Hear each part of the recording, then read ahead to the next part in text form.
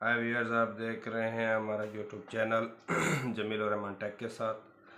तो सबसे पहले जो बात करते हैं, हमारे पास नंबर 1 पे आती है हमारे पास यूट्यूब एक्चुअली है क्या। यूट्यूब हमारे पास एक ऑनलाइन वीडियो शेयरिंग प्लेटफॉर्म है।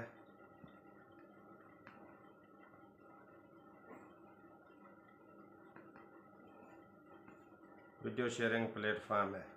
उसके बाद दूसरे नंबर पे जो इसको फाउंड किया गया, यानी इसको बनाया गया, कब बनाया गया 2005 में इसकी बुनियाद रखी गई। और इसको बनाया किस ने? चैड हर्ली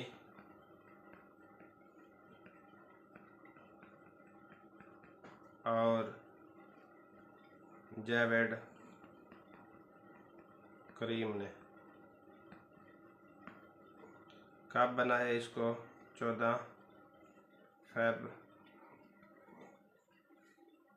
2005 में।